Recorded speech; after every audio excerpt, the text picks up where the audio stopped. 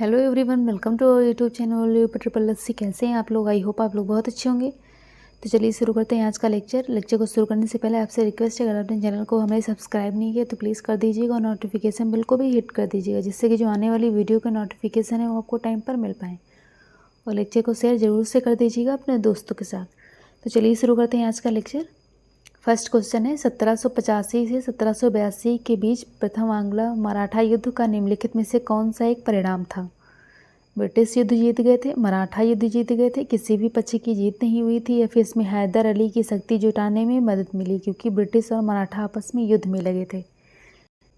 तो ये बहुत इंपॉर्टेंट क्वेश्चन है। आंग्लो मराठा युद्ध से एक नए क्वेश्चन जरूर से आ सकता है। तो आप लोग बताइएगा। पहले तो ये पूछा जाएगा कि प्रथम आंग्लो मराठा युद्ध कब हुआ था? तो ये 1775 से 1782 के बीच हुआ था। फिर आपको बताना है इसका परिणाम क्या था। तो इसका परिणाम था ब्रिटिश युद्ध जीत गए थे। ऑप्शन ए इसका सही आंसर है। आंग्लो मराठा युद्ध जो है 3 हुए थे। पहला जो है 1775 से 1782 के बीच हुआ था। दूसरा कब हुआ था? 1803 से 1805 के बीच हुआ था। और तीसरा कब हुआ था? 1817 से 1818 के बीच। तीनों लिख लीजिए, कोई भी पूछा जा सकता है आपसे।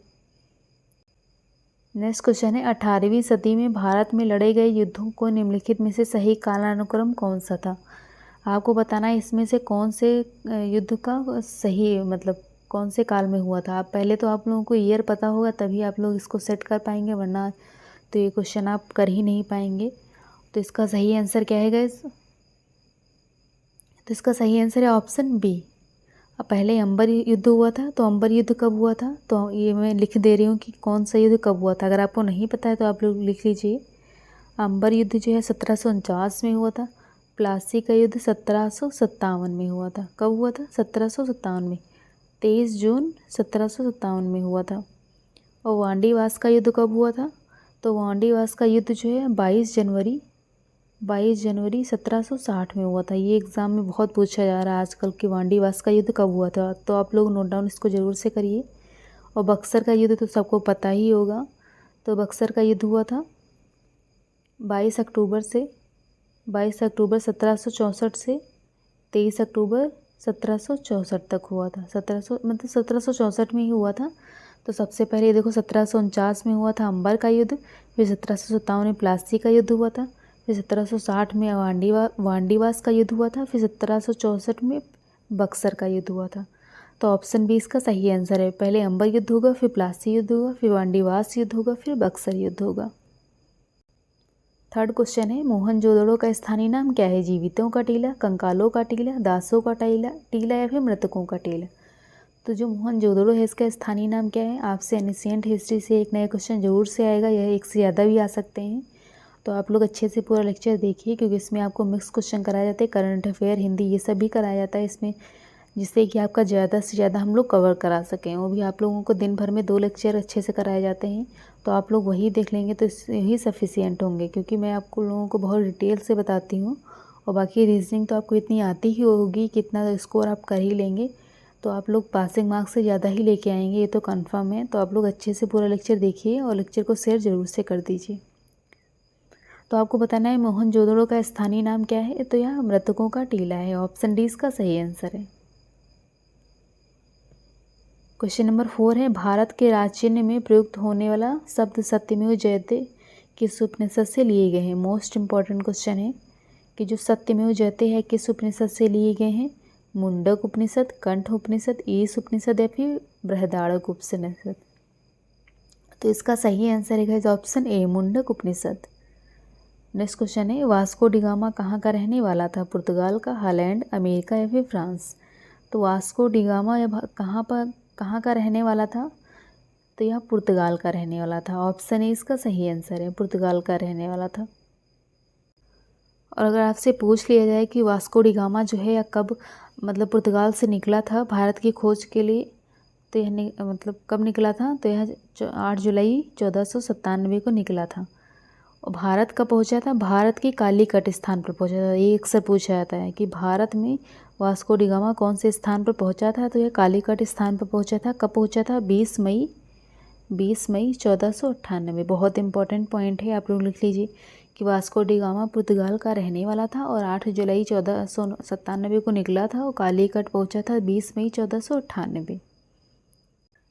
क्वेश्चन नंबर 6 है सूची 1 को सूची 2 से सुमेलित कीजिए। सूची 1 में जो है संस्था दी गई है और सूची 2 में संस्थापक दिए हैं। तो आपको बताना है कौन सी संस्था का संस्थापक कौन है। बहुत इंपॉर्टेंट क्वेश्चन है और एक ना एक संस्था और संस्थापक पूछा जाता है आपके एग्जाम में, तो आप लोग बताइएगा गाइस। तो इसका सही आंसर क्या है? अखिल भारतीय अस्पृश्यता निवारक संघ 1932, इसके संस्थापक कौन है? तो यह महात्मा गांधी जी थे। दलित वर्ग मिशन समाज 1906, इसके संस्थापक कौन है? तो इसके संस्थापक BR सिंधे हैं। बहुत पूछा जाता है ये वाला, ये भी बहुत पूछा जाता है, वे सारे पूछे जाते हैं। और बहुजन समाज 1910, इसके संस्थापक कौन है? इसके संस्थापक मुकुंदराव पाटिल है। और बहुजन समाज हुआ कब था स्थापित? 1910। ये देखो 1906, आप लोग ये ईयर भी याद रखिए। और दलित वर्ग कल्याण संस्थान 1924, यह कब स्थापित हुआ था? तो 1924 में स्थापित हुआ था। किसने स्थापित किया था? संस्थापक कौन है इसके? तो संस्थापक इसके BR अम्बेडकर हैं। तो ये तो आमने सामने हो गए, एक B2 C3 और D4। तो ऑप्शन इसका सही आंसर है। अखिल भारतीय अस्पृश्यता निवारक संघ 1932 के महात्मा गांधी, दलित वर्ग मिशन समाज 1906 के BR सिंधे, बहुजन समाज 1910 मुकुंदराव पाटिल और दलित वर्ग कल्याण संस्थान 1924 के BR अम्बेडकर। नेक्स्ट क्वेश्चन है निम्नलिखित में से किस अधिनियम के तहत बिना मुकदमा और दोषसिद्धि के ही विधि न्यायालय ने किसी भी व्यक्ति को कैद करने का प्राधिकार सरकार को दिया गया था? कौन से अधिनियम के द्वारा? ये बहुत पूछा जाता है क्वेश्चन।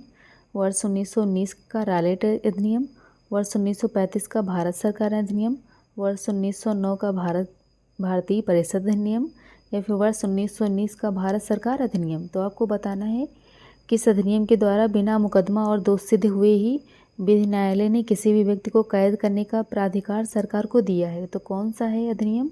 तो यह अधिनियम है वर्ष 1919 का रालेट अधिनियम। ऑप्शन है इसका सही आंसर है। ये बहुत पूछा जाता है क्वेश्चन।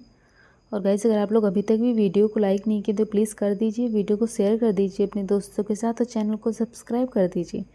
तो क्वेश्चन नंबर 8 है भारत में पहला समाचार पत्र किसने शुरू किया था? दादा भाई नौरोजी, सैयद अहमद खां, रविन्द्रनाथ टैगोर या फिर जेम्स हिक्की। तो आपको बताना है भारत में पहला समाचार पत्र किसने शुरू किया था? तो यह शुरू किया था जेम्स हिक्की ने। ऑप्शन डी इसका सही आंसर है। नेक्स्ट क्वेश्चन है स्तंभ 1 में अंकित पुस्तकों को स्तंभ 2 से अंकित नामों से सुमेलित करें। तो आपको बताना है कौन सी पुस्तक के लेखक कौन है। आपसे एक पुस्तक से क्वेश्चन ज़रूर से आएगा, तो आप लोग अच्छे से इस लेक्चर को देखिए और लेक्चर पसंद आए तो वीडियो को शेयर कर दीजिएगा। तो history of the freedom movement of India, इसके लेखक कौन हैं? आप लोग बताइए कमेंट सेक्शन में। तो इसके लेखक हैं ताराचंद। ताराचंद लेखक हैं history of the freedom movement in India. और सेकंड बुक है history of the freedom movement in Bihar. India के तो ताराचंद हैं और बिहार के कौन हैं? तो बिहार के हैं के दत्ता। और प्रोसेप्ट्स ऑफ जीसस, इस पुस्तक के लेखक कौन है? प्रोसेप्ट्स ऑफ जीसस। तो इसके लेखक हैं राजा राम मोहन राय। ऑप्शन सी इसका सही आंसर है। और आवर इंडियन मुसलमान, ये पुस्तक किसने लिखी थी? तो यह लिखी थी W हंटर ने। तो आप लोग ये सारी पुस्तकें जो हैं लिख लीजिए, वो भी किस लेखक ने लिखा है यह भी लिख लीजिए। History of the freedom movement in India Tarachand ने लिखी थी। History of the freedom movement in Bihar किसने लिखी थी? के दत्ता ने लिखी थी। प्रोसेप्ट्स ऑफ जीसस यह पुस्तक लिखी थी राजा राम मोहन राय ने। और आवर इंडिया मुसलमान्स यह पुस्तक लिखी थी W हंटर ने। तो इसका ऑप्शन ए सही है। ए का 1 होगा, बी का 4 होगा, सी का 3 होगा और डी का 2 होगा। और आपसे अक्सर पूछ लिया जाता है इसमें कि जो राजा राम मोहन राय थे इन्होंने किसकी स्थापना की थी। बहुत इंपॉर्टेंट है ये क्वेश्चन। तो यह जो है इन्होंने ब्रह्म समाज की स्थापना की थी 1828 में। और किसकी स्थापना की थी? आत्मीय सभा की स्थापना की थी। इसकी स्थापना कब की थी? तो इसकी स्थापना 1815 में की थी। तो इसे आप लोग नोट डाउन कर लीजिएगा कि आत्मीय सभा की स्थापना 1815 में की थी राजा राम मोहन राय ने और ब्रह्म समाज के 1828 में। और ब्रह्म समाज के साथ आर्य समाज भी आप लोग याद रख लीजिए कि आर्य समाज की स्थापना किसने की थी? तो यह स्वामी दयानंद सरस्वती ने की थी। कब की थी? 1875 में की थी। यह भी बहुत पूछा जाता है क्वेश्चन। और सत्यशोधक समाज पूछा जाता है एक कि सत्यशोधक समाज जो है इसकी स्थापना किसने की थी? अभी ये UPPSC जो प्री हुआ था इसमें पे आया था ये क्वेश्चन।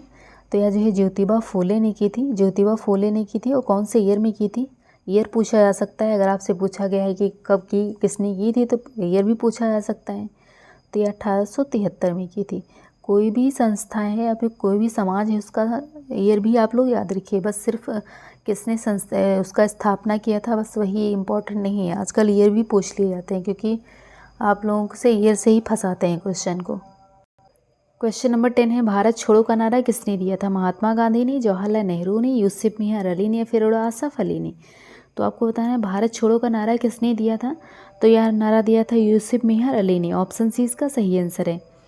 क्वेश्चन नंबर 11 है, संसार की छत किसे कहा जाता है? अरावली को, सतपुड़ा को, पामीर को, या फिर म्यांमार को? इंपॉर्टेंट क्वेश्चन है कि जो संसार की छत है किसे कहा जाता है? तो यह कहा जाता है पामीर को। ऑप्शन सी इसका सही आंसर है। नेक्स्ट क्वेश्चन है, भारत का सुदूर पश्चिम का बिंदु है कौन सा है? 68 डिग्री 7 मिनट पश्चिम गुजरात में, 68 डिग्री 7 मिनट पश्चिम राजस्थान में, 68 डिग्री 7 मिनट पूर्व राजस्थान में, या फिर 68 डिग्री 7 मिनट पूर्व गुजरात में? तो आपको बताना है भारत का सुदूर पश्चिम का बिंदु कौन सा है। तो यह है 68 डिग्री 7 मिनट पूर्व गुजरात में। तो ऑप्शन डी इसका सही आंसर है। क्वेश्चन नंबर 13 है, अरावली श्रेणियाँ किस राज्य में स्थित हैं? राजस्थान, हिमाचल प्रदेश, आंध्र प्रदेश, या फिर उड़ीसा? बहुत बेसिक सा क्वेश्चन है।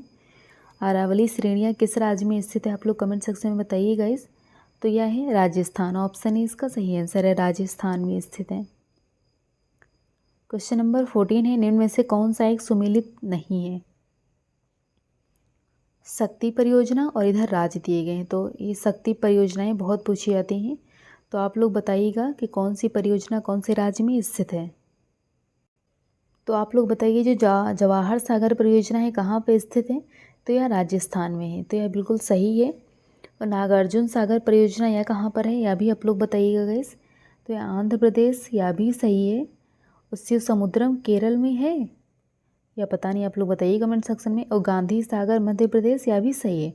तो यह शिव समुद्रम जो है कहाँ पे है? केरल में नहीं है, यह कर्नाटक में है। कर्नाटक में है। और कितने फीट ऊंचाई की है अभी पूछ लिया जाता है कभी कभी। तो यह 90 फीट ऊंची है, 90 फीट ऊंची है। तो आप लोग यहाँ से याद रखिए कि जवाहर जो शक्ति परियोजना है यह राजस्थान में स्थित है। नागार्जुन सागर परियोजना जो है आंध्र प्रदेश में स्थित है। शिव समुद्रम जो है यह कर्नाटक में स्थित है और 90 फीट ऊंची है। और गांधी सागर परियोजना मध्य प्रदेश में स्थित है। तो आपको बताना है इसमें कौन सा गलत था। तो यह ऑप्शन सी था, शिव समुद्रम गलत था। नेक्स्ट क्वेश्चन है, भारत में प्रथम न्यूक्लियर ऊर्जा स्टेशन की स्थापना कहाँ हुई है? कल्पकम, कोटा, नरोरा, या फिर तारापुर? इंपॉर्टेंट क्वेश्चन है कि पहला जो न्यूक्लियर ऊर्जा स्टेशन था इसकी स्थापना कहाँ हुई थी। तो इसकी स्थापना कहाँ हुई थी आप लोग बताइए। तो यहाँ तारापुर में हुई थी। ऑप्शन डी इसका सही आंसर है। नेक्स्ट क्वेश्चन है, निम्नलिखित योजनाओं और कार्यक्रमों का मेल कीजिए। एक न एक योजना आपसे ज़रूर पूछी जाएगी। अभी जो लेखपाल का पेपर हुआ था इसमें तो बहुत सारी योजनाएं आई हैं। तो आप लोग बताइए इन योजनाओं के बारे में। प्रथम योजना जो है किससे संबंधित है? द्वितीय योजना, तृतीय, चतुर्थ, पंचम योजना? तो आप लोग बताइए गाइस। तो इसका सही आंसर क्या है? तो यह जो पहली योजना है किससे संबंधित है? आप लोग बताइए कमेंट सेक्शन में गाइस। पहली योजना किससे संबंधित है? तो पहली योजना सामुदायिक विकास से संबंधित है। तो ऑप्शन बी है होगा, मतलब प्रथम योजना सामुदायिक विकास से संबंधित है। और द्वितीय योजना जो है किससे संबंधित है? तो यह तीव्र औद्योगिकरण से संबंधित है। और तृतीय योजना किससे संबंधित है? तृतीय योजना आधारभूत उद्योगों का प्रसार से संबंधित है। चतुर्थ योजना स्वावलंबन की प्राप्ति एवं स्थिरता के साथ विकास से संबंधित है। और पंचम योजना न्यूनतम आवश्यकता कार्यक्रम। तो आप लोग ये सारे नोट डाउन करिए कि पहली योजना जो है सामुदायिक विकास से संबंधित है, द्वितीय योजना तीव्र औद्योगिकरण, तृतीय योजना आधारभूत उद्योगों का प्रसार, और चतुर्थ योजना स्वावलंबन की प्राप्तियों में स्थिरता के विकास से संबंधित है। और पंचम योजना न्यूनतम आवश्यकता कार्यक्रम से संबंधित है। तो इसका सही आंसर क्या होगा? तो यह होगा ऑप्शन डी होगा। ऑप्शन डी होगा। ऑप्शन डी होगा। अगर आप लोगों ने नहीं नोट डाउन किया है तो कर लीजिए, मैंने फिर से आपसे मिलान कर दिया है। नेक्स्ट क्वेश्चन है, निम्नलिखित में से कौन एक मुक्त व्यापार का सबसे अच्छा परिभाषित करता है? आपको बताना है इसमें से कौन सा एक ऑप्शन है जो मुक्त व्यापार को परिभाषित अच्छा करता है। आयात को हतोत्साहित किया जाता है, निर्यात और आयात पर कोई प्रतिबंध नहीं है, निर्यात पर कोई शुल्क नहीं है या फिर आयातित सामान ड्यूटी फ्री बनाए जाते हैं। तो आपको बताना है मुक्त व्यापार के लिए इसमें कौन सा सबसे अच्छा परिभाषा है इसकी। तो यह परिभाषा है कि निर्यात और आयात पर कोई प्रतिबंध नहीं है। ऑप्शन 20 का सही आंसर है कि निर्यात और आयात पर कोई प्रतिबंध नहीं है। यह सबसे अच्छी परिभाषा है मुक्त व्यापार के लिए। क्वेश्चन नंबर 18 है, गोल्डन हैंडशेक स्कीम किससे संबंधित है? विदेशी कंपनियों को आमंत्रित करना, सार्वजनिक उद्यमों में निजी निवेश, संयुक्त उद्यम स्थापित करना या फिर स्वैच्छिक सेवानिवृत्ति। तो आपको बताना है गोल्डन हैंडशेक स्कीम किससे संबंधित है। तो यह संबंधित है स्वैच्छिक सेवानिवृत्ति से। ऑप्शन डी इसका सही आंसर है। नेक्स्ट क्वेश्चन है, वर्ल्ड डेवलपमेंट रिपोर्ट किसका वार्षिक प्रकाशन है? आपको बताना है वर्ल्ड डेवलपमेंट जो रिपोर्ट आती है इसका वार्षिक प्रकाशन क्या है। तो इसका वार्षिक प्रकाशन ऑप्शन है IBRD, IMF, UNDP या फिर WTO। तो इसका सही आंसर क्या है आप लोग बताइए। तो यह IBRD है, ऑप्शन ए इसका सही आंसर है। क्वेश्चन नंबर 20 है, किसी राज्य की राष्ट्रीय आय होती है?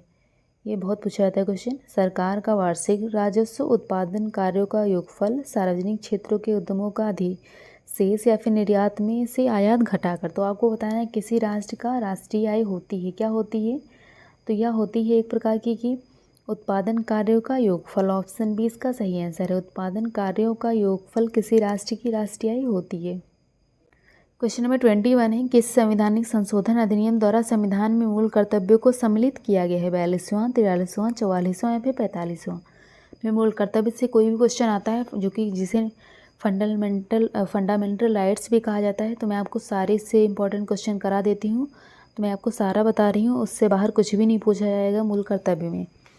तो आपको बताना है कौन से संविधान संशोधन के द्वारा मूल कर्तव्यों को भारतीय अधिनियम में जोड़ा गया था। कौन से अधिनियम संशोधन द्वारा? तो यह 42वें संविधान संशोधन द्वारा 1976 में मूल संविधान में जोड़ा गया था मूल कर्तव्यों को। यह कौन से भाग में है अक्सर पूछ लिया जाता है। तो यह भाग 4 का में है। और अनुच्छेद कौन से हैं? तो अनुच्छेद 51 का में है। अनुच्छेद अगर पूछ लिया जाए तो अनुच्छेद 51 का में है और भाग 4 का में है। और अगर आपसे पूछ लिया जाए कि कितने मूल कर्तव्य हैं, तो यह मूल कर्तव्य हैं 10। अभी कितने हैं? अभी इस टाइम 11 हैं, क्योंकि 11वां मूल कर्तव्य जो है कब जोड़ा गया है? तो यह जोड़ा गया है 86वें, ये बहुत पूछा जाता है, 86वें संविधान संशोधन द्वारा 2002 को जोड़ा गया है मूल कर्तव्य 11वां। और आपसे पूछा जाता है कि जो मूल कर्तव्य हैं कौन सी समिति द्वारा जोड़े गए हैं, यह बहुत पूछा जाता है, इंपॉर्टेंट क्वेश्चन है। तो यह स्वर्ण सिंह समिति के द्वारा मूल कर्तव्यों को जोड़ा गया है। मूल कर्तव्य लिए कौन से देश से गए हैं? तो यह रसिया से लिए गए हैं। रसिया तो इस टाइम ट्रेंडिंग टॉपिक है, तो पूछा भी जा सकता है आपसे कि मूल कर्तव्य कहाँ से लिए गए हैं। तो यह रसिया से लिए गए हैं। तो आप लोगों को मैंने सारे पॉइंट्स नोट डाउन करा दिए, इससे बाहर कुछ भी नहीं इसमें पूछा जाएगा मूल कर्तव्य से। तो मूल कर्तव्य जो है 42वें संविधान संशोधन अधिनियम द्वारा 1976 द्वारा जोड़ा गया था। ये मूल संविधान में नहीं थे, मतलब जब मूल संविधान बना था तो ये नहीं थे, इनको बाद में जोड़ा गया है। और कौन सी समिति के द्वारा जोड़ा गया है? तो यह स्वर्ण सिंह समिति के द्वारा, स्वर्ण सिंह समिति की सिफारिश पर इनको जोड़ा गया है। और पूछा जाता है कौन से भाग में है? तो भाग 4 का में है और अनुच्छेद 51 का में है। और आपसे पूछ लिया है लिए कहाँ से गए हैं? तो यह रसिया से लिए गए हैं। और पहले जो है 10 मूल कर्तव्य थे, अभी कितने हो गए हैं? तो अभी 11 हो गए हैं। कौन सा जोड़ा गया है? 11वां मूल कर्तव्य कौन सा है? तो 86वें संविधान संशोधन द्वारा 2002 में जोड़ा गया है 11वां मूल कर्तव्य। तो आप लोग ये सारे पॉइंट्स नोट डाउन कर लीजिए। नेक्स्ट क्वेश्चन है, संसदीय प्रणाली वाली सरकार को अन्य किस नाम से जाना जाता है? अनुक्रियाशील सरकार, उत्तरदायी सरकार, संघीय सरकार या फिर राष्ट्रपति की सरकार। तो आपको बताना है संसदीय प्रणाली वाली सरकार को अन्य किस नाम से जाना जाता है? तो इसको संघीय सरकार के नाम से जाना जाता है। ऑप्शन सी इसका सही आंसर है। और गाइज़ अगर आप लोग अभी तक भी वीडियो को लाइक नहीं की तो प्लीज़ आपसे रिक्वेस्ट है कि वीडियो को लाइक कर दीजिए, वीडियो को अपने दोस्तों के साथ भी शेयर कर दीजिए और चैनल को सब्सक्राइब कर दीजिए। बहुत कम टाइम बचा है एग्ज़ाम के लिए आपके, तो आप लोग अच्छे से तैयारी अपनी जारी रखिए। और 2 लेक्चर आपको डेली कराए जाते हैं और करंट अफेयर भी सुबह कराया जाता है, तो तीनों लेक्चर आप लोग अच्छे से देखा करिए। आपके लिए जो इम्पोर्टेंट है हम लोग वही लेके आते हैं, फालतू के क्वेश्चन कोई भी नहीं लेके आते कि आप लोगों का टाइम वेस्ट हो, वो भी पेपर के टाइम पे। तो आप लोग अच्छे से अपनी तैयारी जारी रखिए और वीडियो को देखा करिए पूरा। तो आपको बताना है जब राष्ट्रपति और उपराष्ट्रपति का पद खाली हो तो भारत के राष्ट्रपति के पद पर कौन होता है? प्रधानमंत्री, भारत के मुख्य न्यायाधीश, लोकसभा अध्यक्ष या फिर उपरोक्त में से कोई नहीं।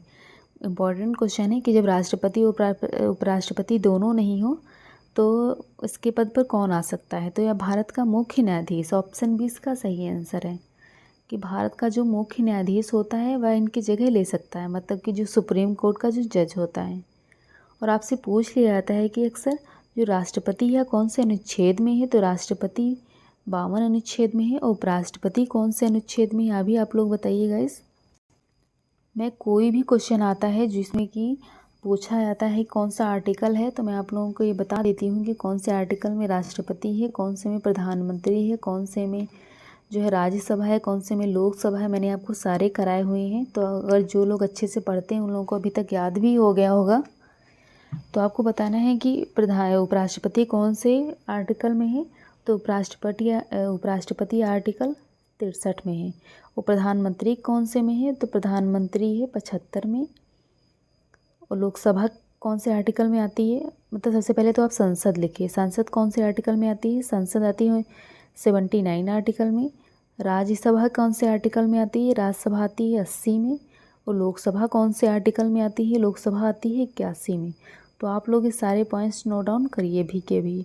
और अक्सर पूछा जाता है कौन से सदन को उच्च सदन कहा जाता है, तो जो राज्यसभा होता है इसको उच्च सदन कहा जाता है और लोकसभा को निम्न सदन कहा जाता है।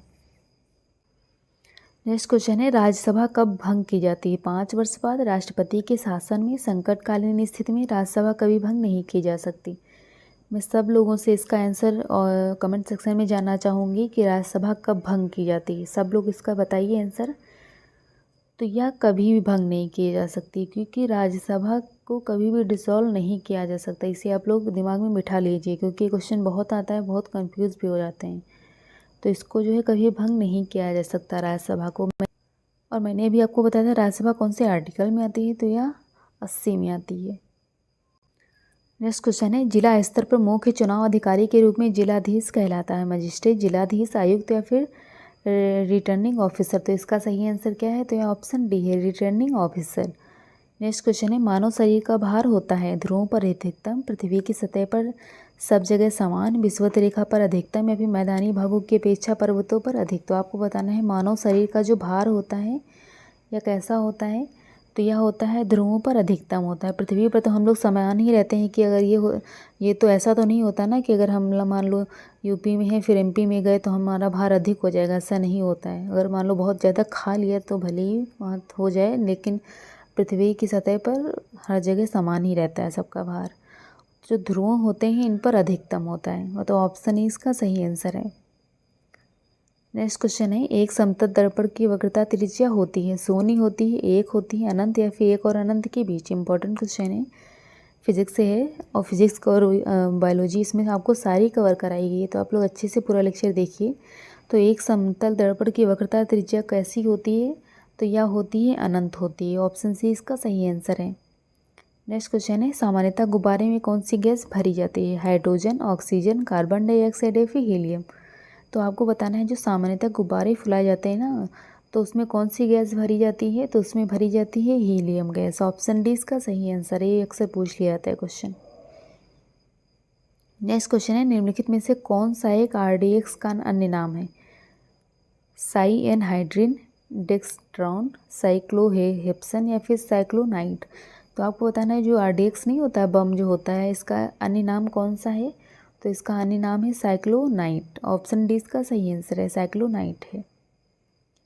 नेक्स्ट क्वेश्चन है, निम्न रक्त वर्ग सर्वदाता मतलब यूनिवर्सल डोनर कौन सा होता है, बी, ओ, ए या फिर ए बी। मैं आपको अगर ब्लड से क्वेश्चन आता है, ब्लड से कुछ भी पूछा जाता है, तो मैं आपको ये ज़रूर से बताती हूँ कि कौन सा जो है सर्वदाता होता है, कौन सा सर्वग्राही होता है।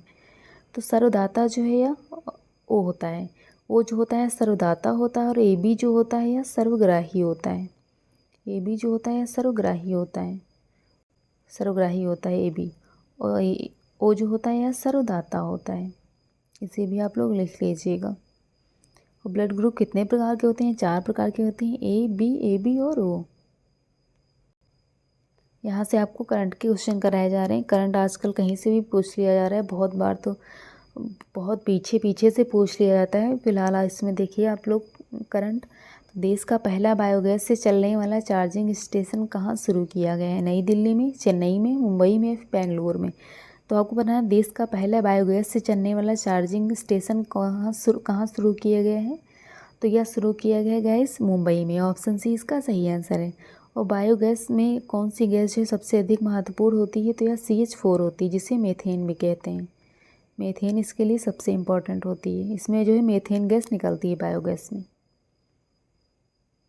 क्वेश्चन नंबर 52 है, भारत के किस शहर में स्वच्छ सर्वेक्षण पुरस्कार 2021 दिया गया है? अहमदाबाद, श्रीपुती, या फिर वाराणसी, या फिर इंदौर। ये तो सबको पता होगा कि स्वच्छ सिटी के नाम से कौन सा जाना जाता है? तो यह है इंदौर, मध्य प्रदेश में है। तो ऑप्शन सी इसका सही आंसर है। बहुत नीचे लिखा हुआ था, ऑप्शन दिख नहीं रहा था। फिलहाल ये ऑप्शन डी में था, लेकिन मैंने यहाँ पे सी में लिख दिया है। तो भारत के किस शहर को स्वच्छ सर्वेक्षण पुरस्कार 2021 दिया गया था? तो यह इंदौर था। नेक्स्ट क्वेश्चन है, हाल ही में international association of working women award किसने जीता है? नीता अंबानी, सुष्मिता सेन, कंगना रनौत, या फिर निर्मला सीतारमण। तो इम्पॉर्टेंट क्वेश्चन है कि international association of working women award किसने जीता है? तो आप लोग कमेंट सेक्शन में बताइए गाइस। तो यह सुष्मिता सेन ने जीता है। ऑप्शन बी इसका सही आंसर है। नेक्स्ट क्वेश्चन है, हाल ही में उड़ीसा का कौन सा जिला पहला बाल विवाह मुक्त जिला घोषित किया गया? ये बहुत इंपॉर्टेंट है कि ऐसा कौन सा जिला है उड़ीसा का, मतलब यहाँ पर अब बाल विवाह नहीं होंगे। मतलब बाल विवाह जो है 18 वर्ष की आयु से जो ऊपर होता है तभी शादी करनी चाहिए। तो जो है बाल विवाह इससे नीचे लोग करते हैं तो बाल विवाह माना जाता है। तो आपको बताना है कि इसमें कौन सा जिला जो है उड़ीसा का यह बाल विवाह मुक्त घोषित कर दिया गया है? पुरी, गंजम, कोरपुत, या फिर बालासोर। तो यह जिला है गंजम। ऑप्शन बी इसका सही आंसर है, गंजम।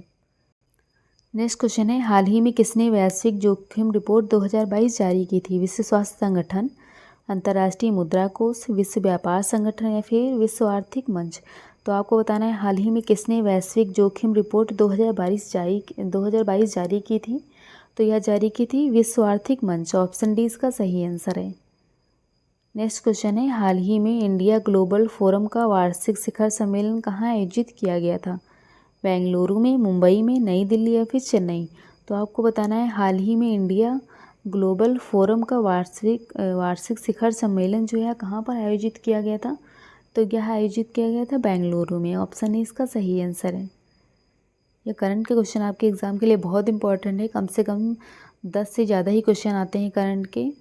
तो आप लोग अच्छे से पूरा लेक्चर देखिए। आपको डेली करंट अफेयर कराए जा रहे हैं, इसी में आपके कवर हो जाएंगे जो भी इंपॉर्टेंट करंट अफेयर। अगर आप नहीं देखते तो फिर आप जानें। तो आपको बताना है हाल ही में जारी वर्ल्ड हैप्पीनेस रिपोर्ट 2022 के अनुसार भारत का कौन सा स्थान रहा? 136, 146, 120, या फिर 198। तो आपको बताना है वर्ल्ड हैप्पीनेस इंडेक्स के अनुसार 2022 के अनुसार भारत कौन से स्थान पर था? तो भारत का स्थान था 136। भारत 136वें स्थान पे था। ये आपसे पूछा जा सकता है, इंडेक्स जरूर पूछा जाता है एक न एक। नेक्स्ट क्वेश्चन है, हाल ही में बखिरा वन्य जीव अभ्यारण्य को रामसर साइट्स के रूप में शामिल किया गया है। किस राज्य में है? उत्तराखंड, हरियाणा, पंजाब, या फिर उत्तर प्रदेश। तो इसका सही आंसर क्या है? तो यह उत्तर प्रदेश है। ऑप्शन डी इसका सही आंसर है।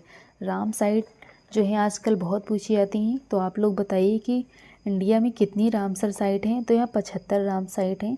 तो यूपी का आप लोगों को पता होना चाहिए कि यूपी में कितनी रामसर साइट हैं। तो यूपी में 10 रामसर साइट हैं। और सबसे ज़्यादा कहाँ पर है? तो सबसे ज़्यादा जो है तमिलनाडु में है। तमिलनाडु में कितनी रामसर साइट हैं? तो यहाँ पर जो है 14 हैं। 14 रामसर साइट हैं। तमिलनाडु में जो है 14 रामसर साइट हैं। और उसके बाद दूसरे नंबर पे कौन सा आता है? दूसरे नंबर पर यूपी आता है। यूपी पर कितने हैं? तो यूपी में जो है 10 रामसर साइट हैं। नेक्स्ट क्वेश्चन है, हाल ही में किस मंत्रालय के द्वारा भाषा सर्टिफिकेट सेल्फी अभियान शुरू किया गया है? सांस्कृतिक मंत्रालय, कृषि मंत्रालय, शिक्षा मंत्रालय, या फिर किसी को नहीं। तो आपको बताना है हाल ही में किस मंत्रालय के द्वारा सर्टिफिकेट सेल्फी अभियान शुरू किया गया है? तो यह शुरू किए गए हैं शिक्षा मंत्रालय के द्वारा। ऑप्शन सी इसका सही आंसर है। नेक्स्ट क्वेश्चन है, हाल ही में कौन प्रित्जर पुरस्कार 4/7 वाले अफ्रीकी बने हैं? फ्रांसिस कैरे, योन कैरे, सैली नमारा FUOMUS यस। तो इसका सही आंसर क्या है आप लोग कमेंट सेक्शन में बताइए गाइस। तो यहाँ ऑप्शन ए है फ्रांसिस केरे। नेक्स्ट क्वेश्चन है भारत के कुल पड़ोसी देशों की संख्या कितनी है, 8, 9, 10 या फिर 12। तो इम्पॉर्टेंट क्वेश्चन है, आप लोग बताइए भारत के कुल कितने पड़ोसी देशों की संख्या है। तो यह कितनी है, तो यह 9 देश हैं। ऑप्शन बी इसका सही आंसर है। और भारत जो है इसके साथ कौन सा देश अपनी सबसे ज़्यादा सीमा साझा करता है, तो यह बांग्लादेश है। वो कितनी सीमा साझा करता है, तो यह 496 सॉरी मतलब 4096 किलोमीटर। नेक्स्ट क्वेश्चन है सूडान की राजधानी है, एक न एक आपसे राजधानी जरूर से पूछी जाएगी, वो भी इंटरनेशनल ही ज़्यादातर पूछी जाती है, क्योंकि इंडिया की तो आप लोग याद रखते हैं लेकिन इंटरनेशनल नहीं याद रखते हैं। तो आप लोगों का अगर इंटरनेशनल नहीं याद है तो याद कर लीजिए, अगर याद है तो बहुत अच्छी बात है। तो आपको बताना है सूडान की राजधानी क्या है, जुबा, खार्तूम, मोगादिस या फिर आदिस अबाबा। तो आपको बताना है सूडान की राजधानी क्या है, तो सूडान की राजधानी है खार्तूम। ऑप्शन बी इसका सही आंसर है। नेक्स्ट क्वेश्चन है ब्रिक्स का प्रथम अधिवेशन कब और कहाँ हुआ था, ब्राज़ील 2009 में, 2009 रूस में, 2010 चीन में या फिर 2010 ब्राज़ील में। तो आपको बताना है ब्रिक्स का जो पहला अधिवेशन हुआ था यह कब और कहाँ हुआ था। तो आप लोग कमेंट सेक्शन में बताइएगा गाइस। तो यह हुआ था 2009 रूस में हुआ था। और आपसे पूछा जाता है कि 2022 जो है या कौन सी कंट्री होस्ट करेगी ब्रिक्स को, यह भी पूछ लिया जाएगा क्योंकि करंट में पूछा जाएगा। तो यह चाइना होस्ट करेगा, चाइना होस्ट करेगा। और इसके अब तक कितने शिखर सम्मेलन हो चुके हैं, तो अब तक जो है 10 शिखर सम्मेलन हो चुके हैं। और इसमें कौन कौन सी कंट्रीज़ हैं, तो यहाँ जो है ब्रिक्स मतलब इसी फुल फॉर्म में ही सारी कंट्रीज़ हैं। या जो है बी से ब्राज़ील हो गया, बी से ब्राज़ील हो गया, आर से रसिया हो गया, रसिया हो गया, आई से इंडिया हो गया, सी से चाइना हो गया और एस से साउथ अफ्रीका हो गया, साउथ अफ्रीका हो गया। साउथ अफ्रीका कब शामिल हुआ है, तो साउथ अफ्रीका जो है 2010 में शामिल हुआ है। तो आप लोग इससे ब्रिक्स से क्वेश्चन बस इतने ही पूछे जाएंगे, इससे ज़्यादा कुछ नहीं पूछा जाएगा कि ब्रिक्स का जो प्रथम अधिवेशन है 2009 रूस में हुआ था और चाइना जो है 2022 में होस्ट करेगा। अब तक जो है 10 शिखर सम्मेलन हो चुके हैं। ब्रिक्स का फुल फॉर्म जो है ब्राज़ील, रसिया, इंडिया, चाइना और साउथ अफ्रीका है।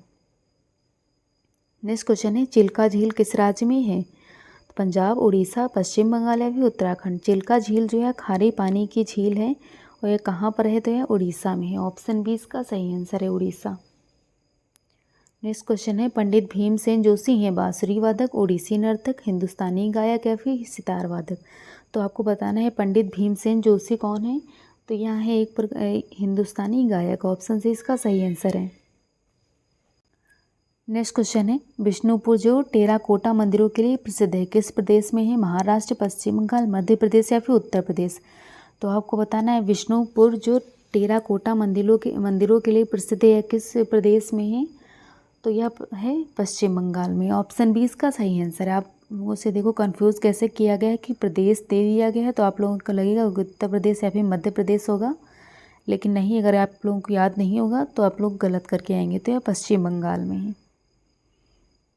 नेक्स्ट क्वेश्चन है देश की पहली महिला सत्र न्यायाधीश अन्ना चंडी किस राज्य से है, राजस्थान, उत्तर प्रदेश, केरल या फिर तमिलनाडु। इंपॉर्टेंट क्वेश्चन है कि जो महिला सत्र न्यायाधीश अन्ना चंडी हैं किस राज्य से हैं, तो यह है केरल से। ऑप्शन सी इसका सही आंसर है।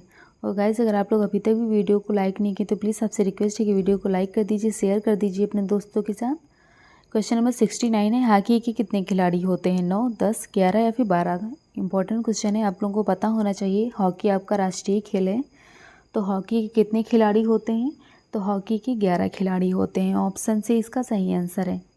नेक्स्ट क्वेश्चन है ग्रीन हाउस गैसों की संकल्पना की थी जोसेफ फोरियर ने, CC पार्क ने, JN जेफर्स ने या फिर इनमें से कोई नहीं। तो आपको बताना है ग्रीन हाउस गैसों की संकल्पना किसने की थी, तो इसकी संकल्पना की थी जोसेफ फोरियर ने, जोसेफ फोरियर ने। तो ऑप्शन इसका सही आंसर है। तो आज का लेक्चर यहीं पे ख़त्म होता है। अगर आपको वीडियो पसंद आई है तो प्लीज़ आपसे रिक्वेस्ट है कि वीडियो को लाइक करके जाइएगा, वीडियो को शेयर कर दीजिएगा अपने दोस्तों के साथ और चैनल को सब्सक्राइब कर दीजिएगा। आपको डेली 3 लेक्चर कराए जाते हैं, सुबह करंट अफेयर कराया जाता है, वो भी आप ज़रूर से देखा करिए क्योंकि बहुत इंपॉर्टेंट क्वेश्चन कराए जाते हैं करंट अफेयर के। और 2 लेक्चर आपको शाम को कराए जाते हैं UPSC पेट के, तो कि आपके पेट के लिए एग्ज़ाम के लिए बहुत इंपॉर्टेंट है, तो पूरा लेक्चर देखा करिए। और लेक्चर पसंद आए तो प्लीज़ अपने दोस्तों के साथ भी शेयर कर दिया करिए। और टेलीग्राम चैनल को आप लोग ज्वाइन कर लीजिएगा। टेलीग्राम चैनल का जो लिंक है वो आपको वीडियो के डिस्क्रिप्शन बॉक्स में मिल जाएगा, तो वहाँ से आप लोग टेलीग्राम चैनल को ज्वाइन कर सकते हैं, क्योंकि वहाँ पे आपको जितने भी लेक्चर कराए जाते हैं उसका PDF आपको वहीं पे मिलेगा, तो आप लोग उसको ज़रूर से ज्वाइन कर लीजिएगा। तो आज का लेक्चर यहीं पे ख़त्म होता है। मिलते हैं नेक्स्ट वीडियो में। Keep supporting guys, bye bye.